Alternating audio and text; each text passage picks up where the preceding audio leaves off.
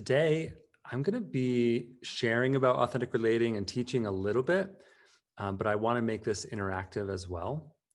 And a lot of the teaching and the concepts, if you want to take notes on them, they're going to be in like these kind of 1 or 2 minute chunks. And I think of authentic relating as a way to connect our hearts with our brains, with our bellies. It's almost like the body has its own intelligence, and we have to learn to interpret that. It's almost like our body speaks Swahili, or our body speaks a language that we don't automatically know how to interpret. And so the more we can actually learn to interpret those messages, the more we can speak up for what we need and want. And the same thing with our heart. Like we have to give ourselves time for our hearts and our minds and our intuition or our gut or our belly to come into alignment with one another and come into resonance with one another, so that we can be congruent in our lives. And I know it's kind of etiquette on Zoom to like keep your microphone muted, and I want to do something different for this whole session. If you're in a quiet place, feel free to leave your microphone open so we can hear you breathe and we can like be closer to your humanness. And just go ahead and call out a word or a phrase of how you're doing right now so we can hear people's voices. And it's okay if we talk over each other a little bit. Just right now. Actually, let's do it a little more slowly. We'll say, right now in this moment, I'm feeling, and it could be a word or it could be 2 sentences. And we'll just hear from most of us, whoever wants to talk. Right now in this moment, I'm feeling included.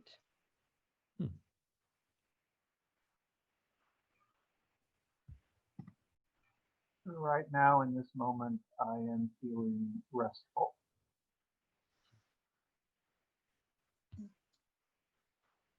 Right now in this moment, I am feeling light. Right now in this moment, I'm feeling at peace. I'm sorry, Roy. I was going to say the same thing. Right now in this moment, I'm feeling peaceful and curious. Right now in this moment, I am feeling wholesome.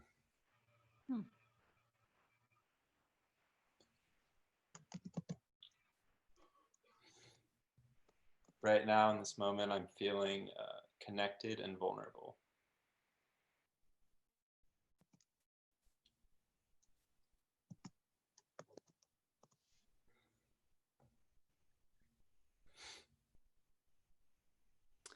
So we'll start today. I want to leave time at the end, and we're going to do kind of 2 major exercises where I'll put you in different groups. But let's just start with a little bit of a warm up. Actually, I want to know who here has practiced authentic relating, who has either taken a workshop or been to an event, whether that was a 2-hour Zoom event or, okay, so that is about half of us. So we have maybe 4 new people. And once again, if you're listening in or if your camera's not on and you want to join on video, we would most likely, we would love to have you, and whatever feels right to you. So we're going to play a game called Anybody Else, and someone makes a statement that is true for them, and we find out who else in the group has that similar characteristic. And it could be something very simple like, I really love my hair. Anyone else? And like, we just do this if you agree with that. Or if it's very true, you can put both hands up in the air. Or we could use this to reveal something about ourselves. And this is kind of the deeper cut or more vulnerable. I am in a committed relationship, and sometimes I feel like I have no clue what I would do without this person in my life. Anybody else? So if that's true for you, yeah, nice. Or you could use it to reveal something funny, like today I had sex. Anybody else? Oh, wow. I was expecting someone else to say it. Now I feel vulnerable. Aw. Oh, Yeah, I saw my girlfriend for the first time in like 3 days. And so I'm like, she's like very much on my heart right now. oh. A lot of us felt sad if we haven't. Some of us pouted. So anyone can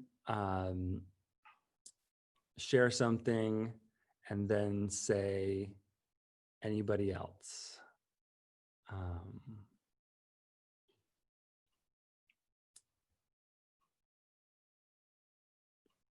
I lost 200 pounds. Anybody else? Whoa. Wow. Well done.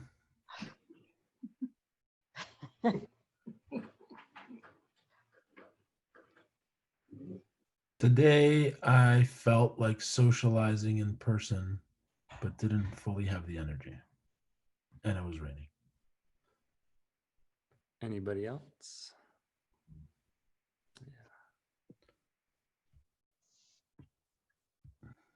Sometimes I get so nervous about wondering if everyone else is enjoying themselves or having a good time that I forget to even check and notice what's going on inside me, or it's almost impossible.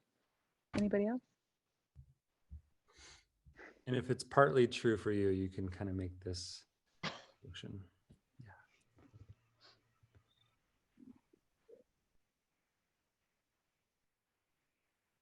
I really miss big gatherings. Anyone else?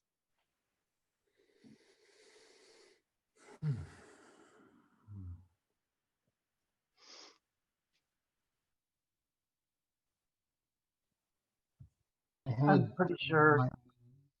Hearing someone's impact that they shared of me today. Anyone else? Can you say that one more time? Yeah, I had tears in my eyes receiving someone's impact that they had of me today, Not today, but this week.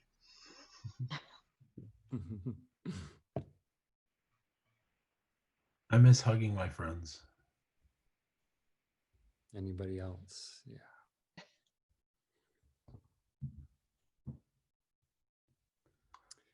Today, I treated myself to something sugary and sweet to like soothe myself. Anybody else?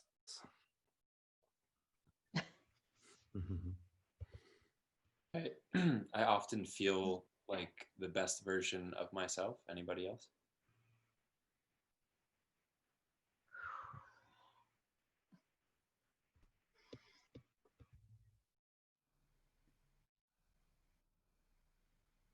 Today I had the first conversation with somebody new. It's been a long time since I had a conversation with somebody new. Anybody else?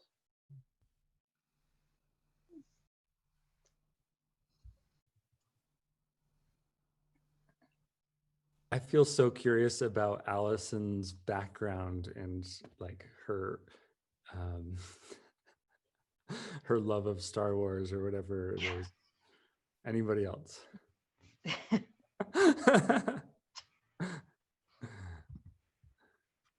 Okay, we still have a few more people coming in. So we're playing a game called Anybody Else. You're welcome to turn on your camera and share something that's true for you. And we'll find out who else shares that with you.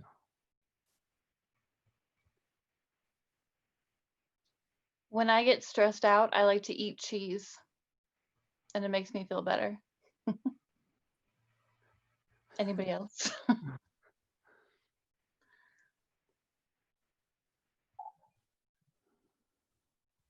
Games like this really scare me because I'm always thinking that somebody else will try to speak at the same time, and then it's going to be awkward, like socially, anybody else.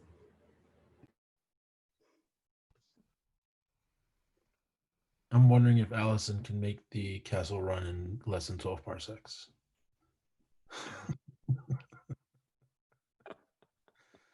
Nice. Star Wars joke right there. Thank you so much. That made me yeah. Between you and Yoda Best with Kali, that made my night. All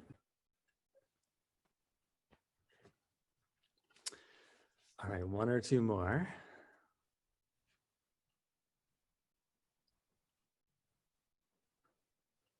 I have 3 cats and they're my emotional support system. Anybody else? Does one count? Yes, thank you. Or a dog. A dog. Sure, yes. Aw.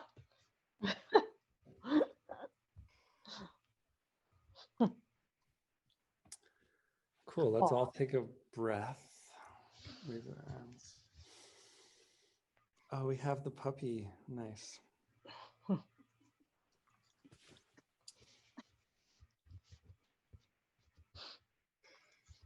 So I'm just going to share a little bit about what authentic relating is, and then we're gonna practice, and maybe at the end we can do a lot more questions, because it's kind of a mixed group. We kind of have half and half. People have experienced it before.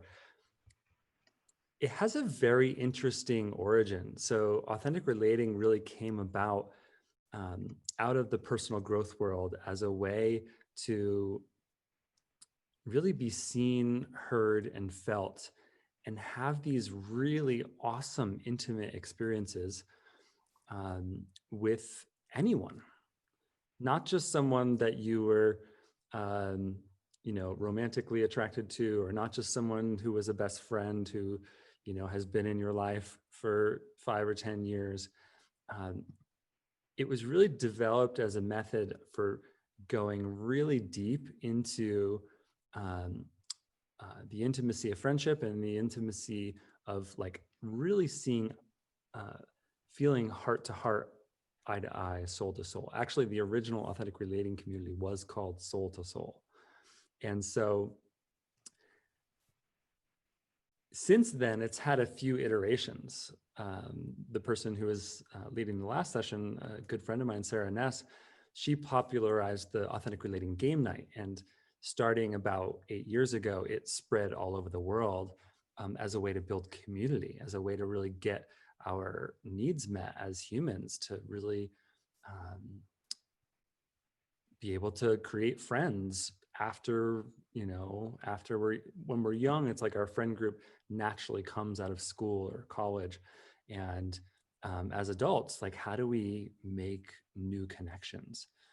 And then more recently, me and my co-founder have developed authentic relating into a methodology that's really about developing our emotional intelligence, like really connecting or really interpreting what's happening in our bodies, being able to articulate what we want, what we need, to be able to have proper boundaries with other people, to be able to really grow our care and our compassion and our empathy and our listening skill. And advanced authentic relating is the ability to transform conflict and tension into clarity, connection, teamwork, and creativity. And so that's why I wrote a book on authentic relating, and I called it Conflict Equals Energy. Really, the first 9 chapters of the book are really about how we create connection, how we grow our emotional intelligence. The middle section is called Games to Grow Emotional Intelligence. So we have all these games and exercises, and there's literally hundreds of them out there. And in a way, you can think of it as an exercise gym for our hearts and our minds and our souls, so that we can really stay emotionally and psychologically fit. So authentic relating, as it's spreading all over the world, and no one can even keep track of how fast it's spreading. I think Jennifer found the games manual a couple of years ago and married that with her personal experience. And it was part of your inspiration for starting SeekHealing and some of the, and a lot of the curriculum. And so, yeah, thank you so much for having me on this session. And so that's kind of the big summary. And who here has experienced conflict or tension with a loved one in the past week? Yeah, right. Who here has used the quadratic equation in their career in the past month? No one? Who here uses a lot of the historical facts that they learned in school in their career anytime in the last month? So we still have people coming in. This is fun. Welcome, welcome. I wish we could see all those people that just show their names. Me too. I invited them to, and I think maybe they have a personal reason why they don't want to be on camera and they want to listen instead.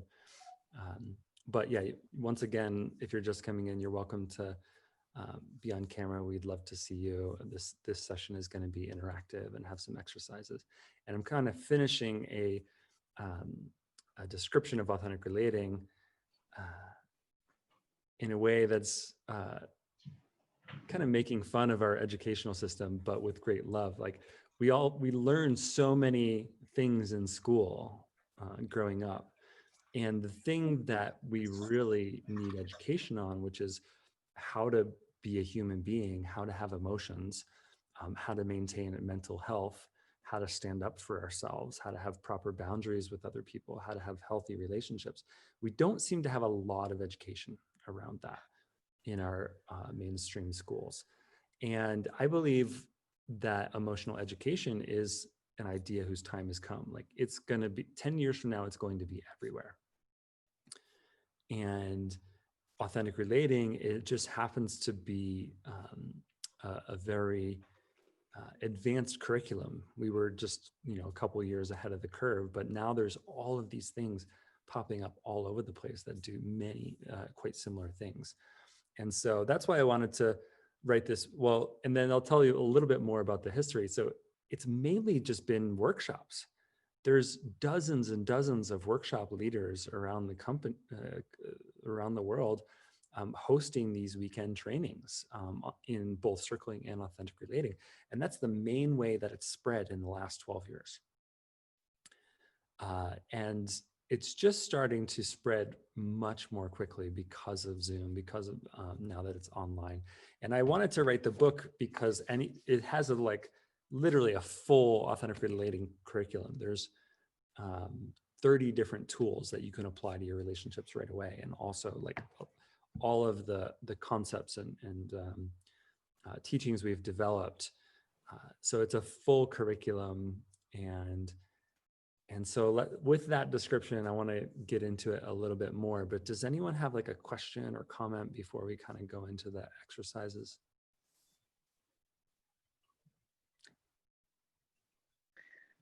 Jason, I'm curious about the name authentic relating. Do you know, this is just a historical nerdy question about how that phrase came about or when it was first coined? It came from the crew in San Francisco. Yeah. So Decker and Kendra and really 10 other people, Brian Baer, Alexis, they were all incubating this work in San Francisco, 15 to 14 to 16 years ago. And that was even way before Sarah and I encountered it. And many of the teachers who are out there in the world doing it now learned through the Integral Center in Boulder.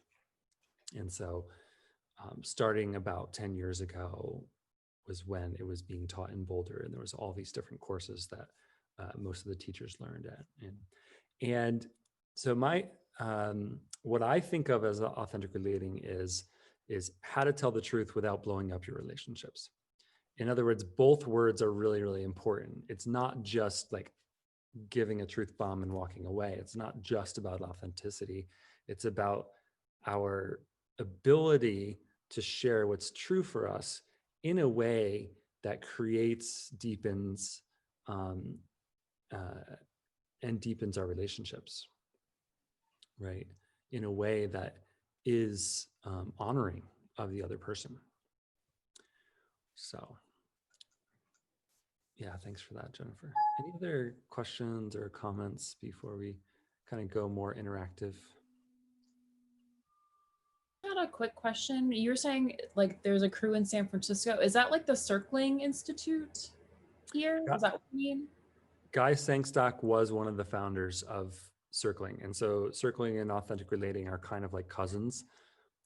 Circling is a little bit more open-ended. You know, you set a timer, you kind of drop into the present moment together and explore together for, you know, an hour or so. And there's different forms of circling, whereas authentic relating is a little bit more structured.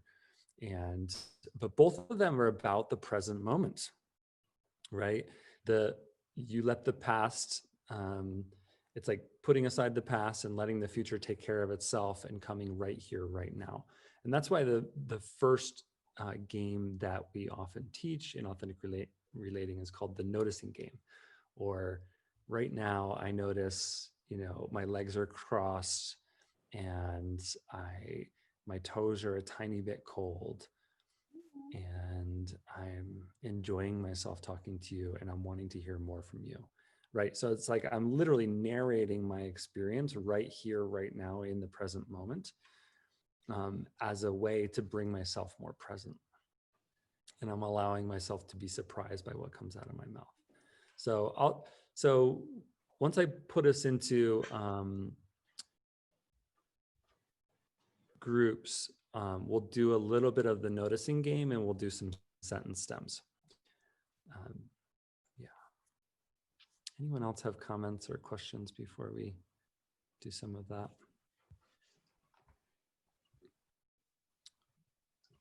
Okay.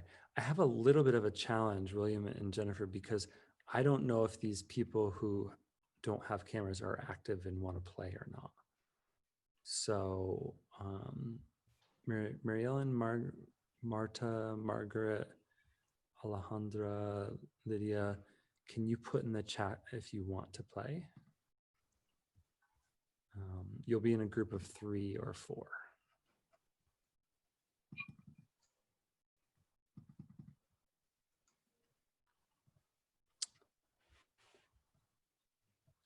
I think I'm just going to have to do the breakouts with the people that I think are active and playing. I think that makes the most sense. Yeah. Maureen and Zell, are you in? You joined recently. Okay.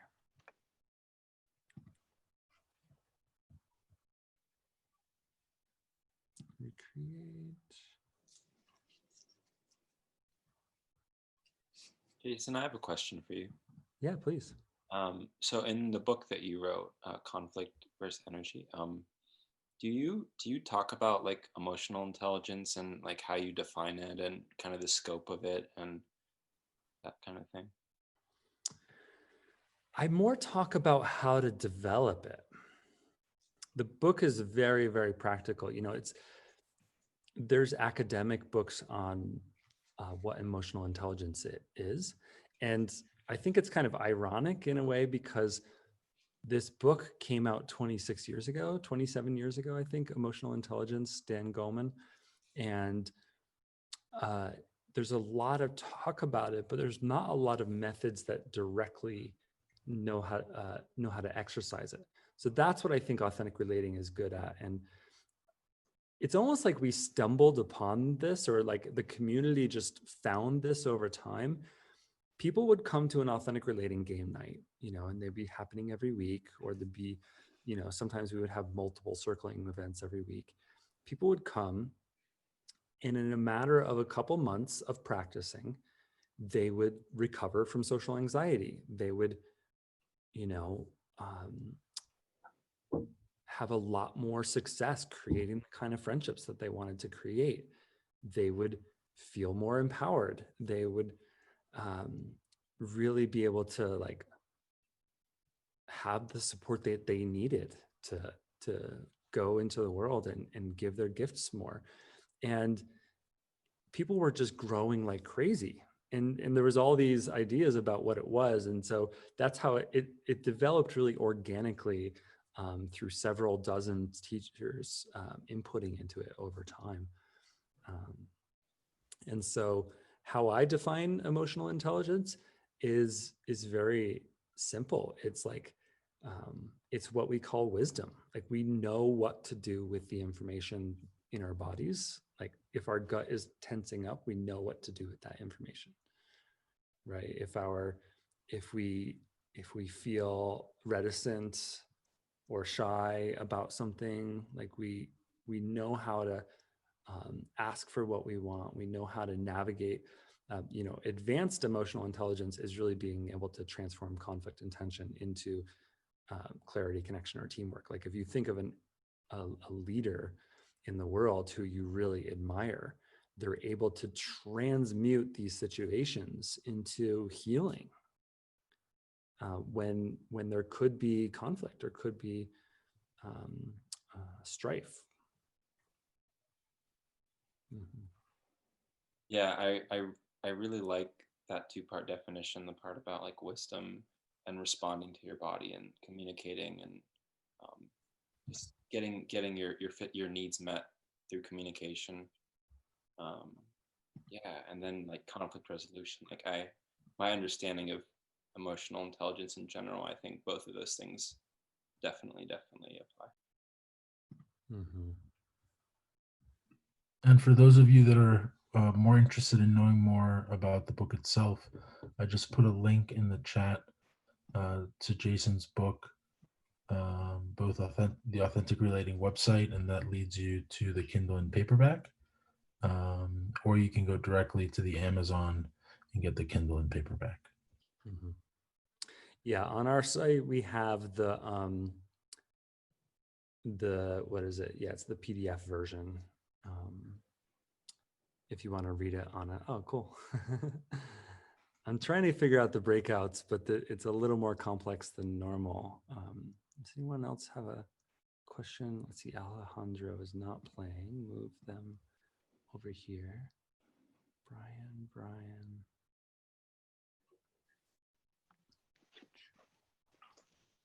I think what piques my interest the most is the actual title of the book, and you've spoken to it a couple times already, Jason, that conflict equals energy.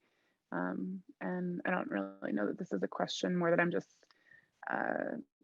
continuingly curious for your comment on it, and this idea that of potential energy getting caught. Like I imagine it like when we have conflicts with each other, there's just a bubble or something that kind of gets bigger the more tension builds. But this idea that we could potentially capture that energy, and use the word transmute earlier to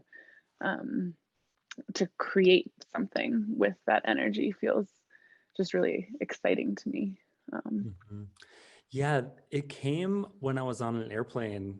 It just like literally just downloaded, and the first line of the first chapter as well. And what conflict equals energy to me, what it means is it's like the universe is always trying to speak to us through our life circumstances. And things get stuck in our relationships. And generally, when there is, it could be a very small tension, like, oh, this person rubs me the wrong way, or, oh, I get annoyed by, this type of person. If we can fundamentally change our orientation, like our natural orientation is to contract or be averse or go the other way, or sweep the conflict underneath the rug. If we can actually move towards it and say, hey, this is good news. What's happening here? There's something for me to learn. Like that fundamental shift is something that I believe can be healing for the planet, that can be healing for our communities. And we can learn it in really small ways. That's what authentic relating is good at. Like, there's this phrase that I use when I teach: the truth feels good, right? So if you feel disconnected from someone in your life, and then you tell them the thing that you've been hiding for the last 2 weeks that has you feeling disconnected, there's a palpable relief.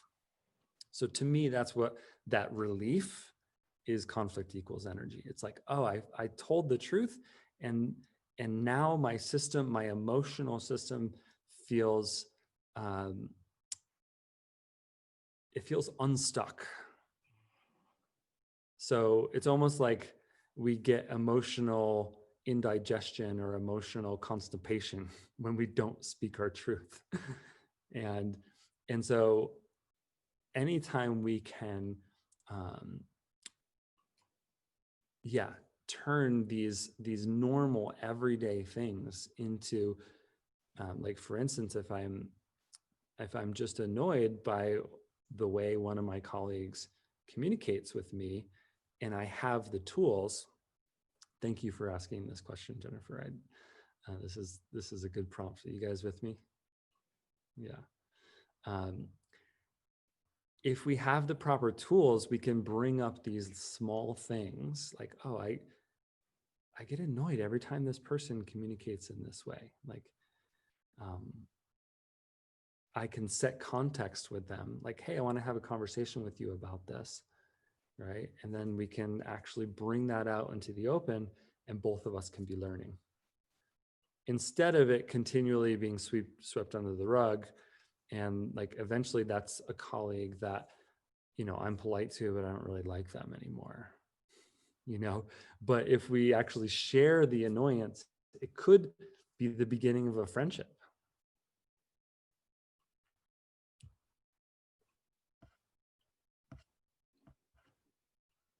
Cool. I was just going to type it in chat, but it reminds me a lot of, I know there's a couple people in here who are seekers in our local community, and it's reminding me of Rule 0 and this idea that we talk about in listening training, that if I'm worried to say, or I'm worried it's going to make the other person feel angry or bad or guilty, then I have to find a way to say it or to speak to it if I want to stay in connection.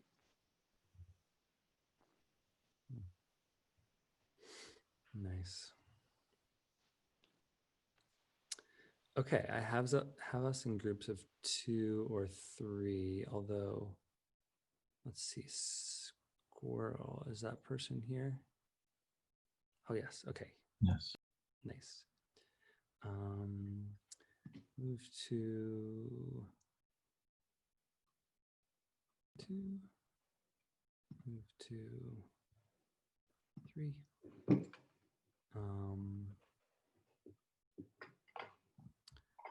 Okay, that was a little more complicated than I think, but there's so many people who don't have their cameras on. I don't think they're playing, so. And we have one person just joining, nice.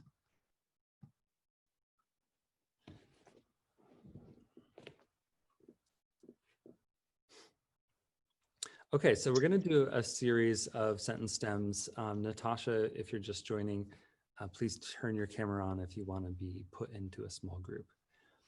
And Jason, I just want to let you know, I've been chatting with a couple of participants who have their videos off, that I think the session was actually listed as a presentation rather than interactive. So some people weren't expecting the opportunity for interactive, but they're happy to be here and listening in. Got it, got it.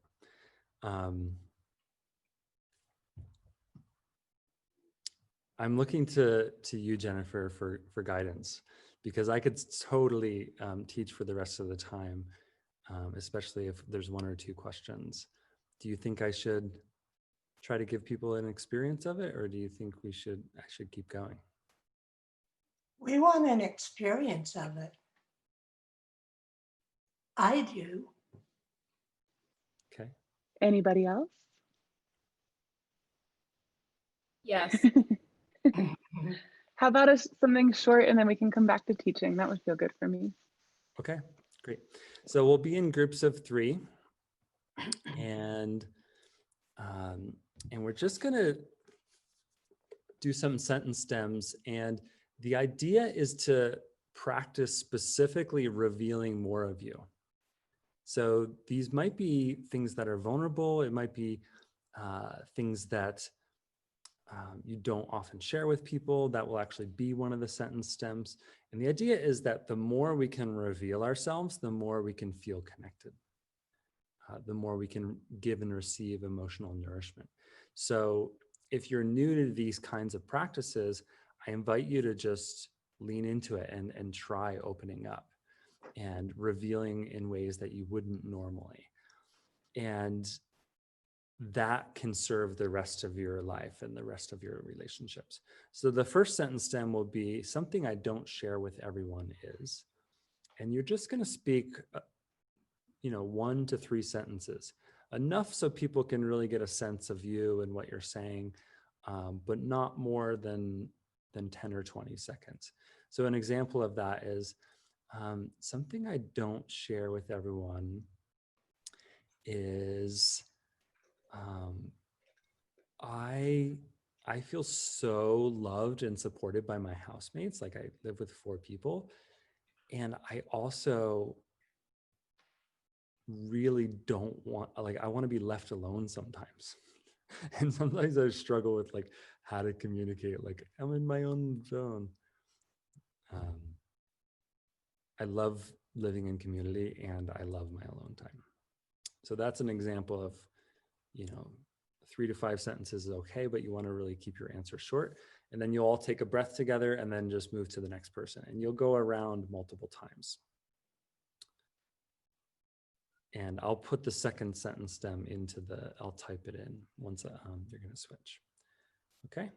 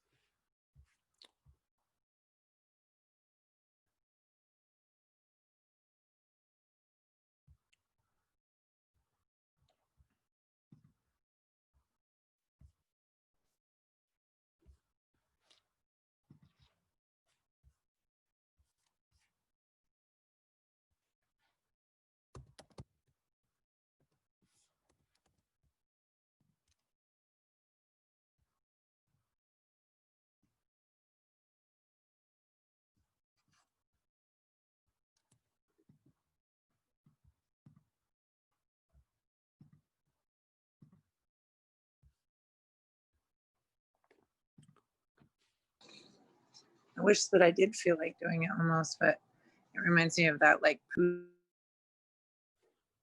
Oh, you started to speak, but then you muted yourself, Natasha.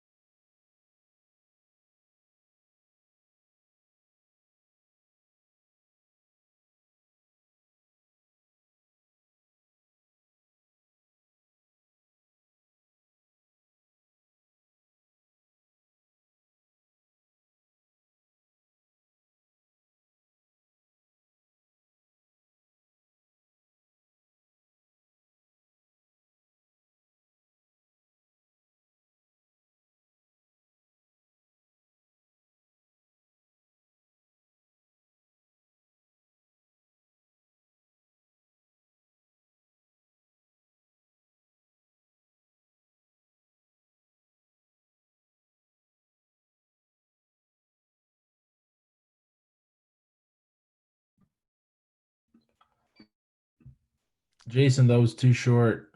We wanted more.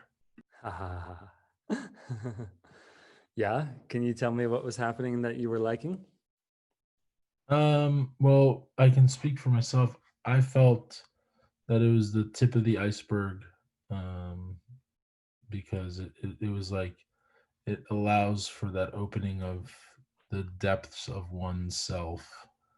You know, starting with something that's scary to say to people or that we don't say to people. And from there, you can start realizing that we all have these deeper truths or deeper fears, and that it's not so uncommon to have those. And I think that opens up the realm of saying, hey, let's talk about more stuff. And the body's like, yeah, look, we can talk. Let's keep this going. I love that. I will piggyback off of that because I was also in William's group. Like when you find yourself in that situation, you hear what other people are sharing, and it's really vulnerable, but you're like, oh yeah, I can relate to that. Like there's just this like almost like this invisible thread that you feel like start growing. And then to just be like, oh, we're done. Oh. Yeah, and the wonderful thing is that there's actually people doing authentic relating, teaching, and sessions all over. It's really hard to tell if this movement is being led by 20 people or 200 people, because it's just happening all over the place. And I do think of it as a movement. So yeah, the tip of the iceberg. And yeah, we have this game called Curiosity, where you ask curious questions about the other person. And sometimes I like to say, like, you could sit with this person for 1,000 years and not fully exhaust the mystery of who they are. And once you actually tap into that kind of curiosity, it's like rocket fuel for our growth and our relationships. And we can bring that as a skill. I think of curiosity as like a capacity or a skill that we can develop. And like the more we work that muscle, the better. So, yeah. Let's hear from a couple other people. What were your experiences? Do you have questions?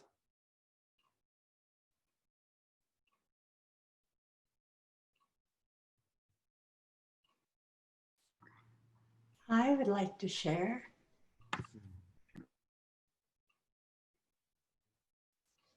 I'm always in awe of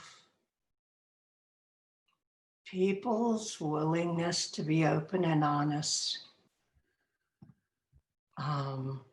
with strangers. I always feel honored, very honored to witness that. And I felt very sad to share, just like Allison and William shared. I felt sad, and I felt like I was being sucked back in by a vacuum.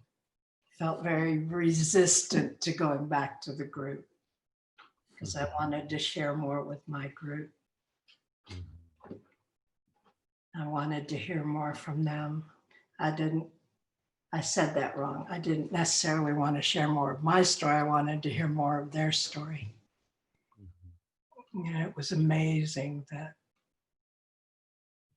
I'm just always dumbfounded with the openness. I feel so honored, and it just feels like love when people open up and share themselves with me. I feel honored that you're sharing this with us, Kali. Thank you. Yeah. Let's all take a breath together.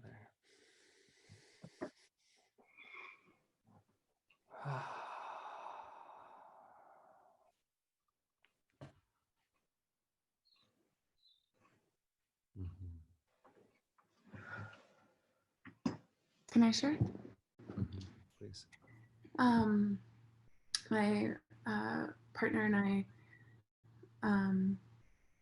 I was surprised by as I looked for something that I think I may have missed the actual sentence, or we may have missed the actual sentence. Time was just naming something that I don't usually want to admit, or I don't want to admit right now. Was that right? Something I don't share with everyone. I don't share with everyone. Okay, we were close, Mary Ellen.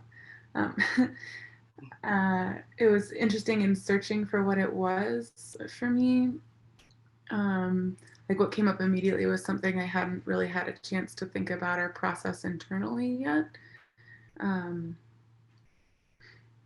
so naming it, and I guess I really share what you said, Callie, that it's kind of amazing that maybe it's a function of shared intention, like the reason why we all came here, signed up for this event. Maybe I automatically have a little bit more trust, or just the fact that this person's engaging in the exercise and wants to hear me create some kind of safety for me to process something faster than I think I would otherwise, like by saying it out loud, and the cognitive process that I have to go through to identify what the thing is that I wouldn't normally share has the immediate effect of just creating some analysis inside my mind, or some deeper understanding of my motivation, and what I'm something that I can take away and iterate on. Yeah, it's almost like when we are present with another person and listening to them, it's almost like that we're lending them our bandwidth or something like that, and they can actually process things faster.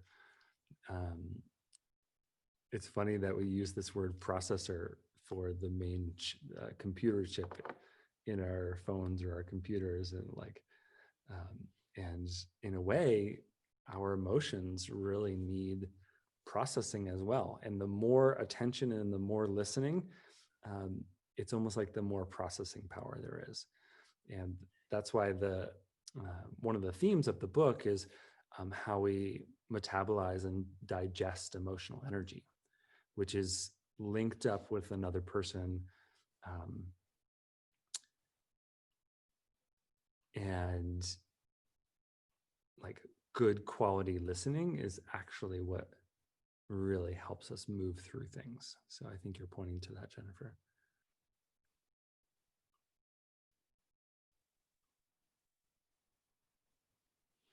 Jason, I have a question.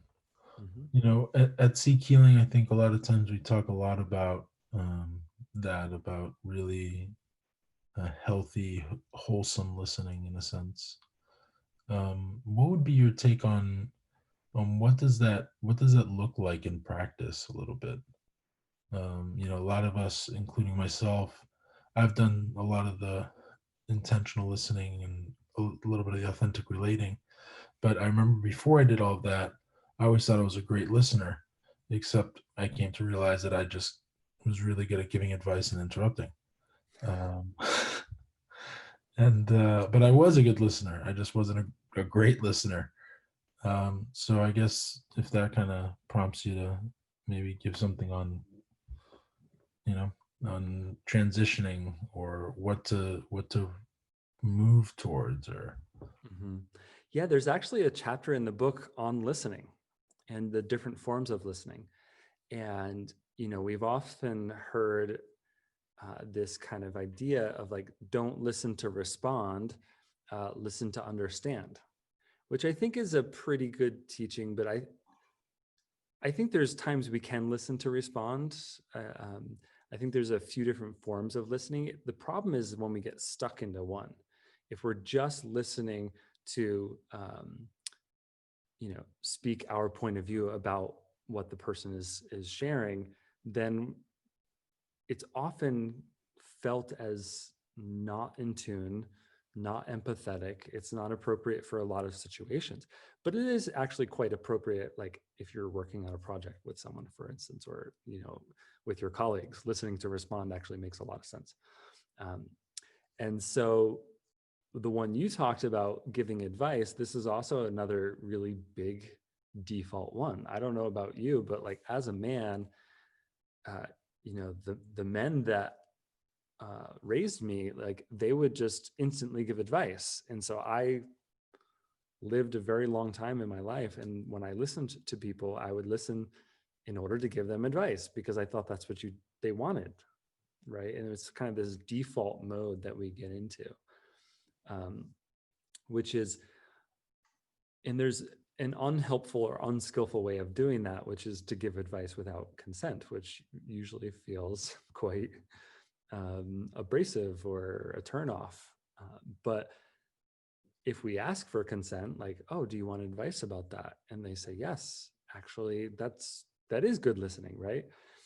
So listening with the intent to mentor the other person, in other words, like their wisdom is like, coaches do this, good coaches do this.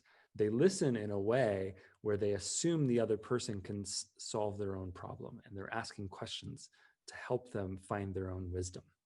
Like that's an advanced version of that same type of listening, which is at first just giving advice automatically, right? So there's many different types. And I think of the highest form of listening is actually listening to the soul of the being, or the essence or the flavor that they emit into the world. Like if they were a flower, like let's actually do another small exercise. I know we're almost at time. And I'm just going to end with this. Pick a random person and pin their video. Hopefully you know how to do that in Zoom. And just go ahead and like make virtual eye contact with this person who's probably not actually looking at you as well, but and just imagine them as like a 3-year-old child.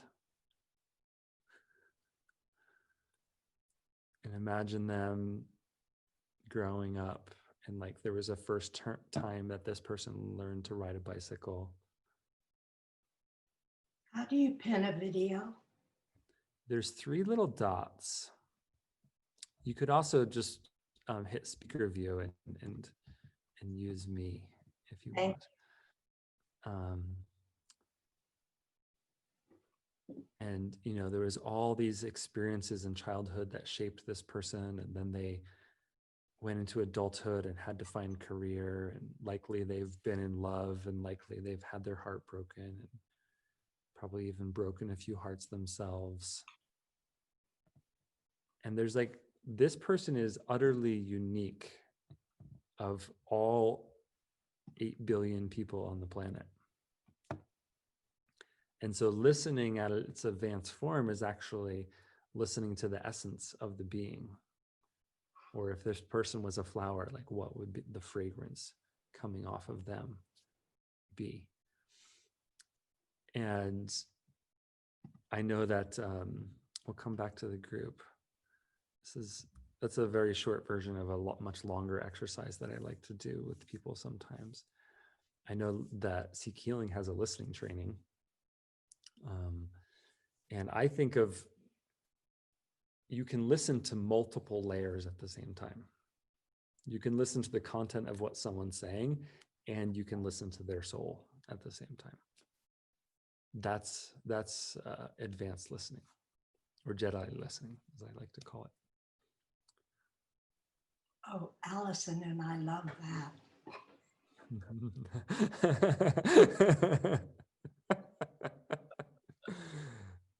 That was funny, Golly. Thank you. All right, well, we'll close there, and I'll definitely stay after and answer some questions for those who want to stick around.